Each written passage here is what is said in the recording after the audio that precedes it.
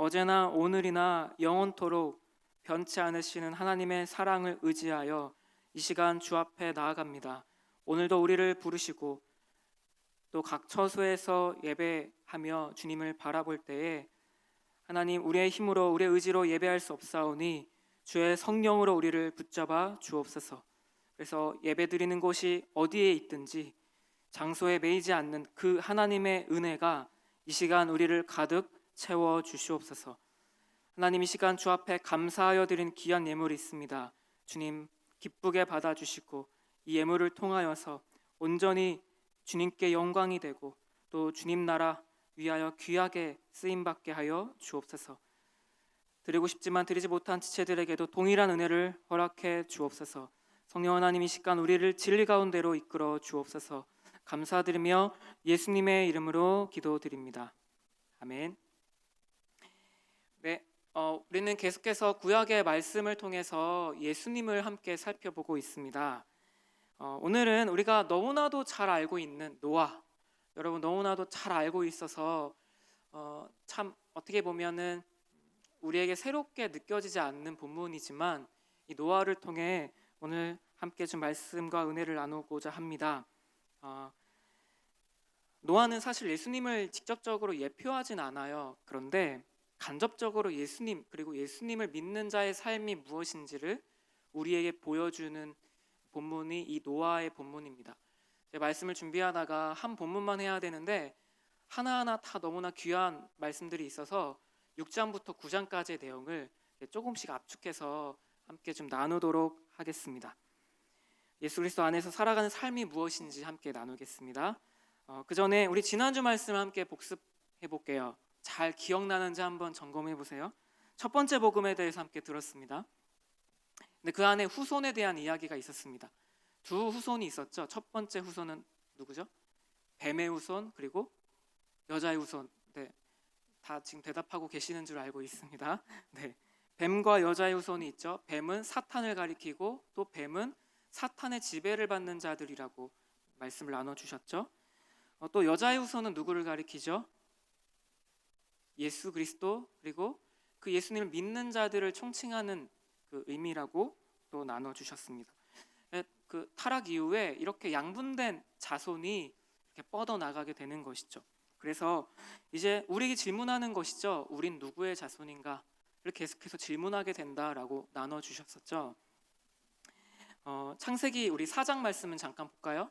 혹시 괜찮으신 성경이 앞에 놓여 있다면 4장 볼까요? 16절. 이거 지난주에 말씀해 주셨던 내용이에요. 가인의 족보가 나와요. 가인의 자손들이 쭉 소개됩니다. 그런데 다양한 문명을 만든 자들이 소개가 됩니다. 그런데 이 족보에는 하나님 없는 어떤 삶을 보여줍니다. 가인이 자신의 어떤 안전을 위해서 에녹성을 만들었죠. 그러니까 하나님이 자신의 울타리가 아니라 내가 내 삶의 안전함을 만들고자 했던 자기중심적인 삶을 보여줍니다. 이게 바로 이 가인의 후손은 그럼 뱀의 후손에 가깝다는 것이죠. 그리고 4장 뒷부분에 보면 25절 볼까요? 셋이란 사람이 나오죠. 가인이 아벨을 죽여서 셋이란 사람이 다시 하나님이 셋째로 주시죠. 그런데 이 셋을 통해 누가 나올까요? 우리 5장을 보시면 5장 6절 셋 이야기가 나오죠. 그리고 9절에 에노스. 에노스는 여호와 이름을 부른 자였어요. 그리고 21절 에녹. 에녹은 누군지 아시죠? 300년 동안 하나님과 동행한 자였죠. 죽음을 보지 않고. 그리고 32절에 누가 나오죠? 노아가 나오죠. 자, 이 셋의 자손들을 보면 가인의 자손이랑은 뭔가 좀 다르죠. 가인의 자손들은 하나님 없는 삶을 추구했다면 이 셋의 후손은 하나님을 따라 하나님의 이름을 부르며 살아가는 바로 자들임을 보여줍니다. 그런데 이 노아의 족보가 마지막이 나온 뒤에 오늘 6장의 노아 이야기가 시작되는 거예요. 그런데 안타깝게도 노아 시대 때 참 안타까운 일들이 있었죠. 그것은 무엇이었냐면 6장 5절 말씀에 이렇게 말씀합니다. 여호와께서 사람의 죄악이 세상에 가득함과 그의 마음으로 생각하는 모든 계획이 항상 악할 뿐임을 보시고 11절입니다. 그때 온 땅이 하나님 앞에 부패하여 포악함이 땅에 가득한지라. 하나님이 보신즉 땅이 부패하였으니 이는 땅에서 모든 혈육이 있는 자의 행위가 부패함이었더라. 그러니까 여자의 후손인 그 노아가 있었던 그 당시에 가인의 후손들과, 그러니까 즉 뱀의 후손과 여자의 후손이 함께 있었겠죠. 그렇죠? 하나님을 인정하지 않는 사람들도 있었겠고 하나님을 따라가는 사람들도 있었다는 거예요. 그런데 그 당시 그렇게 함께 살다 보니 오히려 하나님을 따라가기보다 세상을 따라가게 되고 죄를 따라가게 되었다는 것이죠. 노아 때가 바로 그러한 때였습니다. 결국 하나님 만드신 이 창조된 인간이 마음으로, 생각으로, 그들의 삶으로 온통 부패하고 그 머리부터 발끝까지 다 죄임을 아신 하나님은 한탄하시고 근심하시죠. 그리고 심판하기로 결정하십니다. 그리고 심판의 어떤 범위는 가축과 기는 것과 공중의 새, 사람들까지 다 해당합니다. 7절 말씀에 이렇게 말씀합니다. 이르시되 내가 창조한 사람을 내가 지면에서 쓸어버리되 사람으로부터 가축과 기는 것과 공중의 새까지 그리하리니 이는 내가 그것들을 지었음을 한탄함이니라 하시니라. 하나님께서 이제 쓸어버리겠다, 홍수로 내가 근심함으로 쓸어버리겠다 말씀하십니다. 그런데 6장 8절 보실까요? 7절에선 심판을 말씀하시다가 8절에 말씀하십니다. 우리 같이 한번 읽어보겠습니다. 시작. 그러나 노아는 여호와께 은혜를 입었더라. 극도로 부패하고 포악한 때에 노아는 여호와께 은혜를 입었다고 말씀합니다. 이 노아가 여호와께 은혜를 입었다는 것의 결과가 무엇인지 오늘 9장까지 오늘 말씀하고 있습니다. 오늘 그것에 대해서 함께 보고자 합니다. 첫 번째입니다. 여호와께서 노아에게 은혜를 주셨다는 첫 번째 어떤 모습은요, 방주를 만드는 것을 통해 알 수 있습니다. 믿음입니다. 하나님이 노아에게 은혜를 주셨다라는 것을 알 수 있는 대목은 방주를 만들 때예요. 믿음이 있었다는 겁니다. 하나님 노아에게 이렇게 말씀하세요. 6장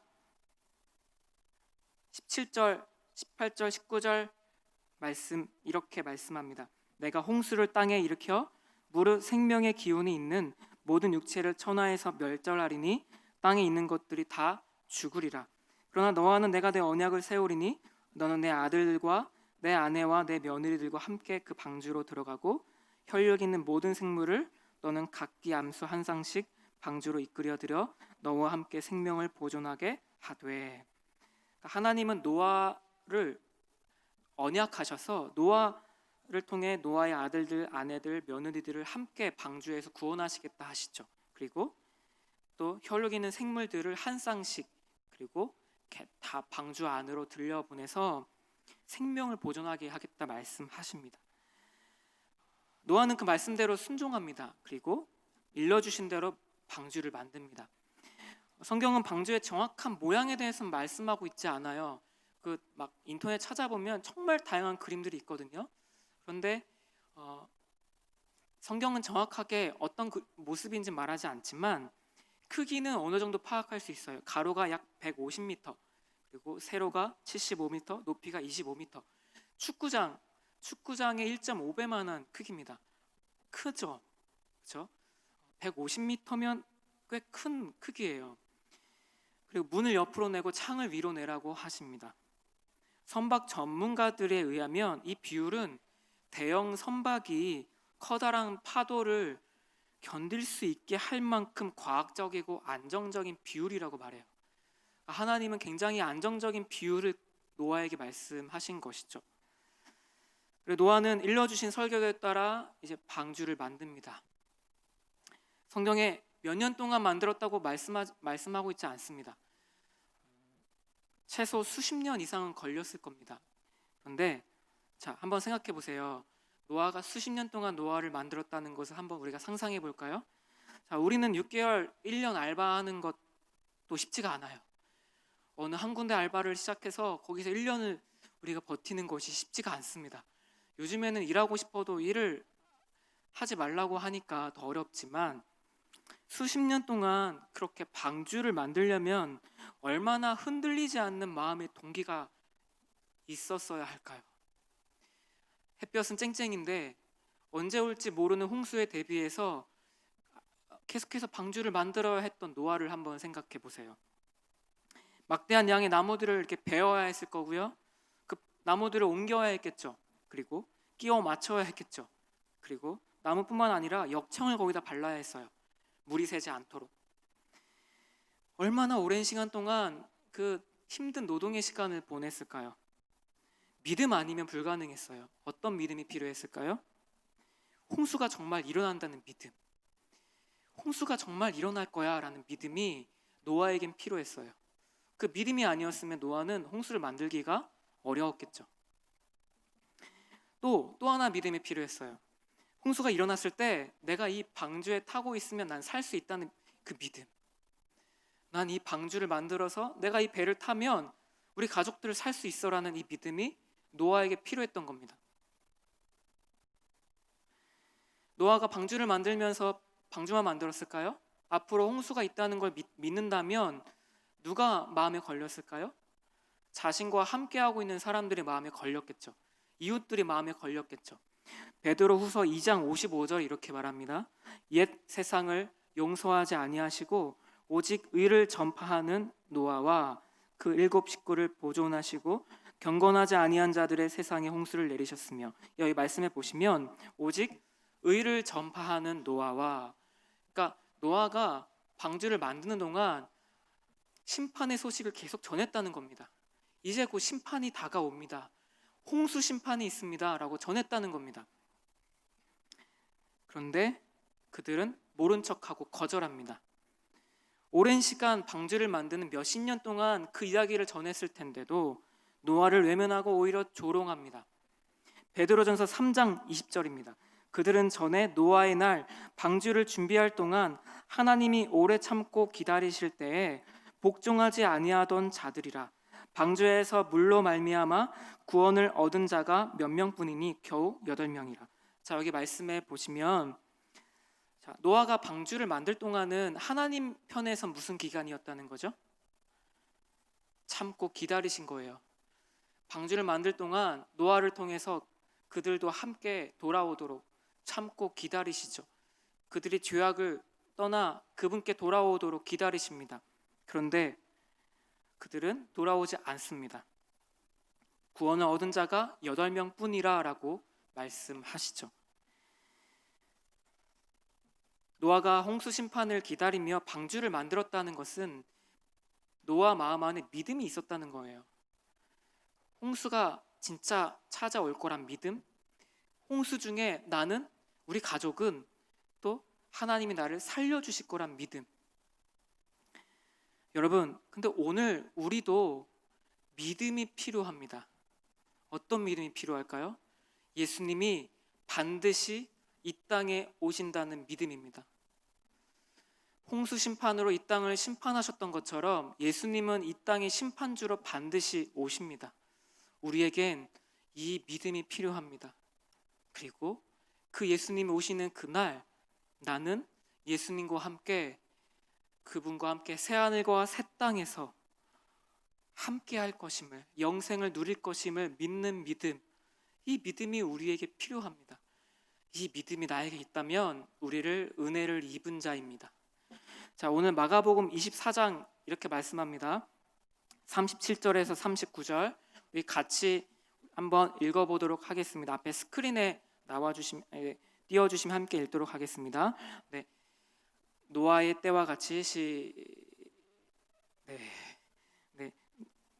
마태복음 24장 37절에서 39절입니다. 제가 읽어볼게요. 노아의 때와 같이 인자의 임함도 그러하리라. 네, 마태복음 24장 37절에서 39절입니다. 노아의 때와 같이 인자의 임함도 그러하리라.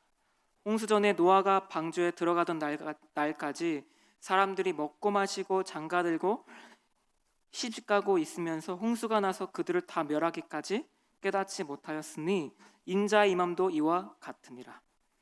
예수님 다시 오신다고 하시며 노아의 때와 같이 내가 다시 올 거야 라고 말씀하십니다. 언제 올지 모릅니다. 갑자기 홍수가 내리는 것처럼, 갑자기 비가 하늘에 샘이 열리고 내리는 것처럼 주님은 반드시 이 땅에 오십니다. 믿음으로 우리는 예수님 오실 길을 준비해야 합니다. 믿음으로 노아가 방주를 만들었던 것처럼 우리는 믿음으로 깨어서 준비하며 살아가도록 우리에게 오늘 권면해 주십니다. 이것이 여호와께 은혜를 입은 자의 모습입니다. 바로 노아 가운데 있었던 그 믿음, 그리고 우리에게는 예수님이 반드시 오신다는 믿음. 여러분, 믿음이란 머리로 아는 것이 직접 동의가 믿음이 아닙니다. 믿음이란 우리의 삶을 움직입니다. 믿음이란 우리의 마음을 바꿉니다. 우리의 가치관을 새롭게 합니다. 우리 예수님이 오신다는 것이 단순히 머리로만 알고 있는 지적 동의라면 우리는 하루하루 삶에 전전긍긍하며 살아갈 수도 있습니다. 마치 예수님 안 오실 것처럼 그렇게 살아갈 수도 있다는 것이죠. 진정한 믿음이 필요합니다. 예수님이 반드시 오신다는 그 믿음, 우리의 눈물을 닦아주신 그 예수님을 우리가 만날 그날이 반드시 있습니다. 두 번째입니다. 이번엔 방주 안에서의 삶을 생각해 볼까요? 방주 안에서의 삶을 생각해 볼게요. 6장부터 9장까지 다 하니까 압축해서 제가 하다 보니까 짧게 함께 해볼게요. 나는 죽고 예수로 사는 겁니다. 7장에 보면 하나님은 노아에게 가족들과 짐승들을 방주로 들어가게 말씀하십니다. 정결한 짐승, 부정한 짐승들이 노아에게 나오게 하세요. 그리고 이들을 노아가 태웁니다. 한번 상상해 보세요. 노아가 이 새들을 방주에 태우는 게 얼마나 힘들었을까요? 물론 말씀해 보니까 하나님께서 그 짐승들을 노아에게 나오게 하셨대요. 그런데 나오게 하셨지만 방주에 태우는 게 노아에게 쉽지 않은 일이었죠. 그리고 노아는 그 짐승들을 위해서 식량을 또 준비해야 했겠죠. 먹을 것을 준비해야 했겠죠. 자신의 비용을 들여서 먹을 것을 준비하고 그렇게 애를 씁니다. 그리고 노아는 마지막 그가 들어갈 때 하나님께서 방주의 문을 닫아주십니다. 방주의 문을 닫아주셨다라는 것은 어떤 의미일까요? 노아가 문을 닫지 않고 하나님이 닫으세요. 구원은 하나님께 속한 문제라는 겁니다. 예수께서 이 땅에 오심으로써 오직 예수를 통해서만 구원을 얻을 수 있었던 것처럼 구원은 하나님의 영역에 속한 것이죠. 그리고 600세가 됐을 때 큰 기쁨의 샘들이 열리고 하늘의 창문이 열리고 비가 내리기 시작합니다. 자그만치 40일 동안 비가 내립니다. 땅 위에 살아있는 모든 생물을 비롯하여 모든 사람들이 다 죽게 됩니다. 물에 다 휩쓸려 가죠. 그리고 노아와 방주 안에 있는 생물들만 남습니다. 자, 노아가 그로부터 방주 안에 얼마나 있었을까요? 혹시 아시는 분? 방주 안에 얼마나 있었을까요? 약 1년 정도 있었습니다. 1년 동안 방주 안에 머문다라는 거 한번 생각해 보세요. 유람선, 크루즈 이런 거 생각하지 마시고 아주 큰데 아주 정말 그 축구장만한데 온통 칠흑같이 어둡고 그리고 8식구 이렇게 있는 그 방이 있고 그리고 대부분의 공간은 동물들이 있습니다. 짐승들이 있습니다. 하루 종일 울어대고 그리고 오물을 막 여기저기 막 이렇게 만들어내고 그들에게 매일 식량 먹을 거 매일 새끼 맨날 갖다 줘야 되고 그리고 오물 치워야 되고 이런 곳에서 1년 동안 한번 있는다고 생각해 보세요. 우리가 자가격리를 우리 집에서 하지만 비교할 수 없는 고통이겠죠.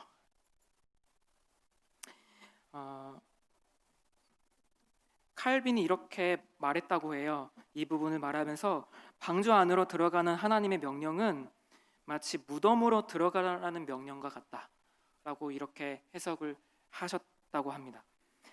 그러니까 방주 안에 들어가라는 것은 방주 안에 너 머물러 있어라는 뜻은 마치 무덤처럼 그렇게 답답하고 고통스러운 곳에 너 머물러 있어라고 하는 의미였다고 볼 수 있는 것이죠. 빛도 제대로 없고 창문도 위에 있었다고 했잖아요. 창문도 제대로 있지 않았겠죠. 그 밀폐된 곳에서 얼마나 힘들었을까요? 그 짐승들과 함께 살아간다는 것, 그 삶 자체가 얼마나 노아에겐 고통이었을까요? 방주에 안에 있던 노아의 마음은 어땠을까요? 노아의 마음을 한번 생각해 볼게요. 다들 죽었는데 난 살았다. 이제 난 됐다라고 이렇게 생각했을까요? 오히려 물에 다 휩쓸려 죽어가는 그 사람들을, 동물들을 보면서 자신과 자신의 가족만 남은 이 상황이 얼마나 마음이 고통스러웠을까요? 한 명이라도 내가 방주에 데려왔으면 좋았을 텐데, 내가 한 명이라도 내가 이 방주에 태웠다면 내가 그나마 나았을 텐데, 이 마음이 그를 고통스럽게 했겠죠. 그리고 또 하나, 노아가 방주 안에 머물러 들어갈 때 하나님이 노아에게 노아야 너 이곳에서 1년 동안 머물러라 라고 말씀하시지 않았습니다. 그냥 들어가. 그리고 비가 내린 거예요. 언제 그칠지 모르고, 언제 물이 마를지 모르고, 언제 나갈 수 있을지 전혀 몰랐습니다. 그런 가운데 노아는 방주 안에서 보내야 했던 것이죠. 그렇다면 노아의 마음이 참 힘들었겠죠. 육신적으로, 심적으로, 영적으로 얼마나 힘겨웠을까요? 그러기에 노아는 매일같이 하나님 앞에서 자신의 마음을 결단했어야 했을 겁니다. 또 하루를 시작하면서 오늘도 버티기를, 오늘도 내가 살아남아서 이 방주 안에서 그래 살아내기를 얼마나 결단하고 또 결단을 했을까요? 방주는 마치 구원받은 우리의 삶의 모습을 압축해서 보여줍니다. 여러분도 잘 알듯이 우리의 인생이 마치 크루즈 타고 배 타고 다니며 여행하는 그런 이상적인 것이 아니잖아요. 그렇죠? 여러분 얼마나 삶에서 경험하는 치열하고 힘겨운 것들이 많습니까? 예수를 믿고 구원받았지만 우린 여전히 예수님 믿고 구원받았지만 여전히 방주 안에서처럼 힘겹고 고통스러워요. 하루하루의 삶이 참 내가 버텨내기가 참 힘들어요. 가정에서도, 또 내가 머무는 직장에서도, 알바의 자리에서도, 내가 집에서 공부는 하지만 공부는 잘 안 되고, 학교는 가야 되겠는데 학교는 한 학기 동안 내내 온라인으로 하겠다고 하고, 내 정체성에 혼란도 오고, 그리고 일자리는 구해지지 않고, 또 가정에서 함께 하다 보니 24시간 계속 붙어 있다 보니 찾아오는 가정 안에서의 갈등과 어려움들, 여러분들 안에 그런 어려움들이 삶 가운데 찾아오잖아요. 마치 우리는 예수님 때문에 매일매일 다시 결단하지 않으면 살아갈 수 없는 존재입니다. 마치 방주 안에 있는 것처럼 우리는 그렇게 매일매일 치열하게 삶을 살아갑니다. 그리스도 안에서 매일 죽는 것과도 같습니다. 하루하루 다시 마음을 결단하고 다답지 않으면 매일 쉽게 무너지는 것이 내 마음과 감정입니다. 여러분 우리의 감정도 얼마나 쉽게 무너집니까? 얼마나 쉽게 우리의 감정이 쉽게 흔들립니까? 혹시 이런 삶을 살고 있다면 여러분에게 한 가지 격려를 주고 싶습니다. 이것이 하나님의 은혜의 증거입니다. 여호와의 은혜를 입은 노아는 방주 안에서의 삶을 보내야만 했습니다. 그런데 우리의 삶 이렇게 치열하게 살아가고 있다면 하나님의 은혜가 우리를 붙들고 있는 겁니다. 그 안에서 예수로 살게 하시는 은혜를 우리는 경험하고 있는 것입니다. 세 번째입니다. 세 번째 하나님의 은혜, 노아에게 주셨던 은혜, 노아 언약이라는 건데요. 뭐냐면 하나님의 자비와 긍휼이 있습니다. 이제 물이 땅에 넘치고 마르는 시간을 보내고 하나님은 그들을 기억하십니다. 그리고 바람을 땅 위에 불게 하십니다. 그리고 물이 줄어들고 물이 마르고 까마귀와 비둘기를 공중에 날려서 이제 확인을 하게 되죠. 하나님은 들어갈 때 마찬가지로 나올 때 정해진 때를 알려주세요. 노아는 이제 됐다 싶었겠지만 하나님은 조금 더 있다가 노아에게 이제 나와라 라고 하십니다. 그리고 노아가 방주에 나와서 가장 먼저 했던 것은 8장에 보니까 예배하는 것이었습니다. 예배할 때 이렇게 하나님 말씀하십니다. 21절에 보면 8장 21절입니다. 네, 22절 이렇게 말씀합니다. 내가 다시는 사람으로 말미암아 땅을 저주하지 아니하리니 이는 사람의 마음이 계획하는 바가 어려서부터 악함이라 내가 전에 행한 것 같이 모든 생물을 다시 멸하지 아니하리니 땅에 있을 동안에는 심음과 거둠과 추위와 더위와 여름과 겨울과 낮과 밤이 쉬지 아니하리라. 하나님이 노아에게 이 약속을 주십니다. 언약이라고 부르죠. 근데 굉장히 놀라운 것을 발견합니다. 자, 오늘 8장 21절에 보면 사람의 마음이 계획하는 바가 악하다라고 하셨어요. 그렇죠? 홍수 끝났는데도 어떠한가요? 인간의 마음이 여전히 악하다는 거예요. 홍수 심판을 하셨지만 여전히 인간의 죄성은 있고 죄를 향해 가는 존재였다는 거죠. 그렇게 사람의 마음에 계획하는 바가 어려서부터 악하기에 하나님은 그걸 때문에 심판하셨잖아요. 그런데 그것 때문에 이제 그들에게 긍휼을 베푸십니다. 너희 그대로 악하지, 근데 내가 너희에게 긍휼을 베풀게 라고 말씀하십니다. 그리고 일방적으로 언약을 맺으세요. 오늘 8장 22절 심음과 거둠과 추위와 더위와 여름과 겨울과 낮과 밤이 쉬지 않을 거야. 이게 내가 너희를 긍휼히 여기는 증거야 라고 하십니다. 자, 하나님께서 홍수 심판을 다시 주지 않겠다라는 것도 은혜인데 어떤 은혜를 주시냐면 내가 너에게 은혜를 베풀 건데 은혜의 증거는 뭐냐면 심고 거두면 내가 너에게 베푼 은혜야. 그리고 춥지 덥지 그러면 내가 너에게 베푼 은혜가 여전히 너와 함께하고 있는 거야 라고 말씀하시는 거예요. 여러분 이틀 전부터 갑자기 더워졌죠. 여러분 더위를 너무 더웠고 짜증나니까 왜 갑자기 더워진 거야? 봄도 왜 갑자기 사라져버린 거야? 하면서 짜증내잖아요. 그런데 이 더위와 여름은 하나님이 우리에게 주신 은혜의 증거입니다. 때때마다 더위를 주시고 또 때로는 추위를 주시고 또 때로는 심음 또 거둠을 주시는 것 하나님의 은혜입니다. 덥더라도 하나님 덥게 하시는 것은 하나님의 은혜가 여전히 우리 가운데 머물고 있다고 그렇게 해석하면 좋겠습니다. 9장 말씀에 이렇게 또 말씀하세요. 9절부터 11절에 내가 내 언약을 너희와 너희 후손과 너희와 함께한 8장입니다. 네, 9장 맞습니다. 죄송합니다. 내가 내 언약을 너희와 너희 후손과 너희와 함께한 모든 생물 곧 너희와 함께한 새와 가축과 땅의 모든 생물에게 세우리니 방주에서 나온 모든 것 곧 땅의 모든 짐승에게니라. 내가 너희와 언약을 세우리니 다시는 모든 생물을 홍수로 멸하지 아니할 것이라. 땅을 멸할 홍수가 다시 있지 아니하리라.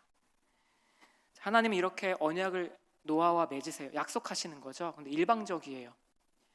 노아에게 무언가 요구하지 않으세요. 그냥 하나님께서 내가 너에게 이런 것들을 해줄게 라고 은혜로 언약을 맺으십니다. 그리고 언약의 증거로 무지개를 주시죠. 여러분 우리의 삶을 좀 찬찬히 눈뜨고 보면 아직은 이해가 되지는 않을 수 있지만 하나님의 은혜가 여전히 우리에게 머물고 있습니다. 하나님의 긍휼이 우리 가운데 머물러 있습니다. 여러분 우리가 어떤 치열한 고통 가운데 있을지라도 심음과 거둠과 추위와 더위와 여름과 겨울과 낮과 밤이 쉬지 않고 있다면 오늘 또다시 나에게 하루를 살아갈 이 아침을 주셨다면 잠을 잘 수 있는 밤을 주셨다면 하나님의 은혜가 여전히 우리를 붙잡고 있는 겁니다. 이 하나님의 성실하신 성품이 여러분들을 붙들고 있습니다. 하나님은 성실하십니다. 그때그때마다 여러분에게 필요한 부분들을 채우시는 하나님이십니다. 마지막으로 세 번째로 이 노아에게 은혜를 베푸셨다는 증거가 이겁니다. 네 번째로 정체성입니다. 의인이자 죄인. 지금까지 스토리를 보면 노아는 굉장히 말씀에 신실한 자였음을 봅니다. 방주를 짓는 과정 그리고 방주를 만들고 그 안에서 살아가는 과정 이후의 과정들은 굉장히 믿음으로 살아가는 모습입니다. 분명 그 당시 악한 세대 가운데 노아는 믿음의 사람이었음이 분명합니다. 그런데 그래서 오늘 6장으로 다시 한번 와볼까요? 6장 9절 다시 한번 이 말씀을 볼까요? 6장 9절 이것이 노아의 족본이라 노아는 의인이요 당대의 완전한 자라 그는 하나님과 동행하였으며 7장 1절입니다. 너와 내 온 집은 방주로 들어가라 이 세대에서 네가 내 앞에 의로움을 내가 보았음이니라. 하나님이 그에게 말씀하시죠. 노아를 향해 의인이라고 여겨주시죠. 심지어 뭐라고 하세요? 완전한 자라고 하시죠. 그리고 하나님과 동행한 자라고 평가하십니다. 자, 노아가 의롭다는 말씀은 어떤 뜻일까요? 그 당시 사람의 죄악이 가득한 그때에 노아만큼은 예외였다라는 뜻일까요? 노아만큼은 예외였어라는 뜻일까요? 노아는 우리와 다른 특별한 자가 아닙니다. 죄를 지을 만한 환경에 놓이면 언제든지 죄를 지을 수 있는 자가 우리처럼 노아였어요. 노아는 사실 완전하지 않았어요. 오늘 9장에 보면 이런 내용이 있어요. 네, 안 찾으셔도 됩니다. 9장에 보면 포도주에 취해서 장막 안에서 벌거벗고 잠을 자는 장면이 나와요. 굉장히 반전이죠. 6장부터 8장까지 보여준 이 노아의 모습과는 극 반전을 보여줍니다. 우리는 이 장면을 보면 이렇게 생각할 수 있습니다. 노아가 의인이었는데 마지막에 가서 타락했네. 노아도 별 수 없네 이렇게 하고 의인이었다가 타락했다라고 그렇게 흔히 생각하게 됩니다. 그런데 이것은 단순히 그냥 술 먹고 취해서 그냥 자고 있는 어떤 그걸 보여주려는 게 아니에요. 뭐냐면 아까 맨 처음에 두 자손이 있었다 했죠. 뱀의 자손과 여자의 후손, 뱀의 후손과 여자의 후손이 있었죠. 근데 홍수를 통해 하나님은 이 뱀의 후손, 하나님을 떠난 자들을 심판하신 것이죠. 여자의 후손이었던 노아를 통해 다시 시작하려고 하신 거예요. 다시 새롭게 시작해 보시려고 하신 건데 다시 시작하시려고 하는 그때 노아가 이런 우를 범한 겁니다. 하나님이 이제 노아의 가족들을 통해서 내가 이제 여자의 후손 너희들을 통해서 내가 이 땅 가운데 새롭게 펼쳐보겠다라고 하신 마음이 있었겠죠. 근데 노아가 그때 그런 죄를 범한 것이죠. 이것은 우리의 실상을 보여주는 거죠. 우리가 얼마나 죄인인지. 하나님 우리를 의인이라 여기십니다. 노아에게 의인이라고 하셨죠. 근데 우리도 의인이라 여기십니다. 우리를 예수 그리스도라는 그 안경을 통해 우리를 보십니다. 우리가 어떤 존재로 보일까요? 예수님의 십자가라는 렌즈를 통해 우리를 바라보십니다. 여러분들은 그러면 하나님 앞에 의인으로 여겨짐 받는 것이죠. 오늘 예배하는 여러분 또 함께 예수 그리스도를 마음에 믿고 회개한 모든 지체들은 하나님께서 우리를 의인이라 여겨주십니다. 노아에게 의인이라 불러주셨던 것처럼 우리를 의인이라 부르십니다. 그런데 우리에겐 또 하나의 정체성이 있습니다. 의인이자 죄인인 것이죠. 오늘 노아의 모습은 우리에게 그것을 보여줍니다. 노아가 의인이었다가 타락한 것이 아닌 원래부터가 노아는 그렇게 부패할 수 있는 자였고 죄성이 있는 자였고 그를 하나님의 은혜가 붙잡아 주지 않으면 노아도 우리도 별 수 없는 존재임을 말씀하는 것이죠. 6장 8절 그러나 노아는 여호와께 은혜를 입었더라. 그러나 우리는 여호와께 은혜를 입었더라. 이 세상이 악하지만 이 세상이 너무나도 부패하고 타락해 보이지만 하나님은 그 가운데에서 하나님의 사람들을 심겨 놓으십니다. 우리를 향해 말씀하십니다. 그러나 청년연합교구 너희는 여호와께 은혜를 입었더라. 그러나 성남제일교회 성도님들은 여호와께 은혜를 입었더라. 이 은혜가 우리를 붙잡아 주기에 우리는 죄인이지만 또한 의인으로 살아갈 수가 있는 것입니다. 제 말씀을 마무리하려고 합니다. 하나님의 은혜가 노아에게 있었죠. 그리고 그 은혜가 보이지 않지만 경외함으로 방주를 만들게 합니다. 히브리서 11장 7절에 한번 잘 들어보세요. 믿음으로 노아는 아직 보이지 않는 일에 경고하심을 받아 경외함으로 방주를 준비하며 그 집을 구원하였으니 이로 말미암아 세상을 정죄하고 믿음을 따르는 의의 상속자가 되었느니라. 그러니까 하나님이 노아에게 은혜를 베푸셔서 노아가 믿음을 갖게 된 겁니다. 그리고 그 믿음 때문에 경외함으로 방주를 준비한 것이죠. 그리고 그 믿음이 노아로 하여금 순종하게 한 것이죠. 그리고 노아가 그렇게 의의 상속자가 되도록 하나님이 그를 세우신 겁니다. 노아에게 은혜를 주셨는데 노아를 통해 가족들과 짐승들도 함께 방주를 타요. 그렇죠? 근데 우리도 마찬가지로 이 노아의 가족들과 짐승들처럼 원래 우리에게 의가 없었는데 누구 때문에 우리도 방주 안에 들어간 존재가 되었습니다. 누구시죠? 예수 그리스도이십니다. 노아를 통해 그의 가족과 짐승을 구원한 것처럼 오늘 예수 그리스도를 통해 주님은 우리를 그분 안에 부르시고 초대하셨습니다. 우리가 이제 예수 그리스도를 믿음으로 말미암아 그분 안에서 의인으로 살아갈 수 있는 존재가 되었습니다. 그 은혜가 있기 때문에.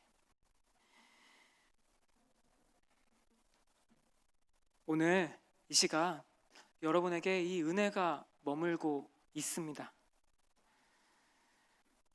하나님은 사람의 마음이 계획하는 바가 어려서부터 악함을 보시면서도 인내함으로 참고 기다리시고 더 이상 심판하지 않겠다라고 하시는 것이 이 노아의 말씀입니다. 그리고 우리를 보호해 주시겠다고 말씀하십니다. 그런데 우리의 죄악에 대한 증거, 하나님이 우리에게 은혜를 베푸시고 자비를 베푸시는 가장 명확한 증거가 있습니다. 그것은 예수 그리스도의 십자가입니다. 노아를 통해 가족들과 짐승들이 구원을 얻은 것처럼 하나님은 예수 그리스도에게 보여주신 긍휼과 자비를 통해 우리도 함께 구원 얻는 존재가 되었습니다. 노아를 바라보며 우리는 노아 정말 의인이다. 노아 정말 어떻게 이렇게 순종할 수 있었을까? 나도 노아처럼 되고 싶어 라는 것이 아닌 노아를 바라보며 우린 예수 그리스도를 바라보아야 합니다. 예수 그리스도께서 그분 때문에 나도 구원하신 것임을, 예수 그리스도의 십자가를 통해서 나를 그분 앞에 세우셨음을 이 시간 바라보기를 원하십니다. 그 은혜의 증거인 십자가를 통해 주님은 우리를 그분의 자녀로 부르셨습니다. 오늘 이 시간 그 하나님의 은혜가 오늘 예수 그리스도 통해 우리 가운데 부어졌음을 이 노아를 통해 우리 마음 가운데 깊이 새기는 우리 모든 청년들과 제가 되기를 간절히 소원합니다. 우리는 노아처럼 순종해야지, 노아처럼 이렇게 믿어야지 라는 결단을 하기 이전에 우리에게 해야 될 것이 있습니다. 바로 하나님이 우리를 위해 하신 예수 그리스도의 십자가를 바라보는 겁니다. 은혜와 긍휼의 증거인 십자가를 우리 마음 가운데 다시 한번 바라보는 겁니다. 오늘 이 시간 함께 찬양하며 기도할 때 은혜의 증거인 이 십자가를 의지하고 그 십자가를 통해 우리의 삶이 하나님의 은혜로 우리에게 주셨음을 믿음의 눈으로 바라보며 치열한 삶이지만 오늘도 내일도 치열하게 또 살아가지만 그 가운데 그 하나님의 은혜만 붙들며 나아가는 모든 청년들과 제가 되기를 간절히 소원합니다.